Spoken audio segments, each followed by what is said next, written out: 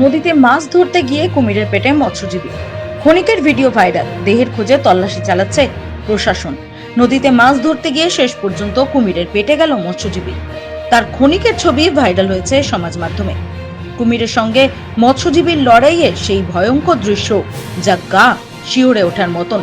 ঘটনাটি দক্ষিণ 24 পরগনা জেলার পাথর প্রতিমা ব্লকের জিপ্লট গ্রাম পঞ্চায়েতের গোবর্ধনপুর কোস্টাল থানার দাসপুর উত্তর সুরেন্দ্রগঞ্জ এলাকার। এলাকাবাসী সূত্রে জানা যায়, বছর 45-এর শঙ্করহাতি অভাব অনটনের সংসার। মাছ বিক্রি করলে তবেই কিছু টাকা আসবে এবং মাছ ধরার নেশায় স্থানীয় জগদ্দল নদীতে মাছ ধরতে যান শঙ্কর। মাছ ধরার সময় হঠাৎ করে জালের টান লাগে আর বড় মাছ জালে আটকেছে মনে করে হাঁটু জলে নেমে জাল টানতে থাকেন শঙ্করহাতি। ভেবেছিলেন উঠবে বড় মাছ, কিন্তু কিছুক্ষণের মধ্যে চোখের সামনে কুমির।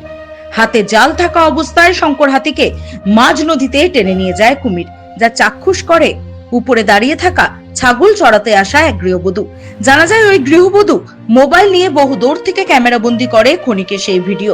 এরপরই ঘটনার খবর দেওয়া হয় গোবর্ধনপুর কোস্টাল থানায়। কোস্টাল থানার ভারপ্রাপ্ত আধিকারিকের নেতৃত্বে বিশাল পুলিশ বাহিনী লঞ্চ এবং নৌকা নিয়ে সমুদ্রে তল্লাশি চালাতে থাকে। কিছুক্ষণের মধ্যেই ঘটনাস্থলে পৌঁছায় বন দপ্তর। স্থানীয় মানুষ, বন দপ্তর এবং প্রশাসন সমুদ্রে তল্লাশি শুরু করে, কিন্তু মৎস্যজীবী শঙ্করকে উদ্ধার করা সম্ভব হয়নি। সামাজিক মাধ্যমে ছড়িয়ে পড়া সেই ভিডিওর সত্যতা যাচাই করেনি রাত দিন বাংলা।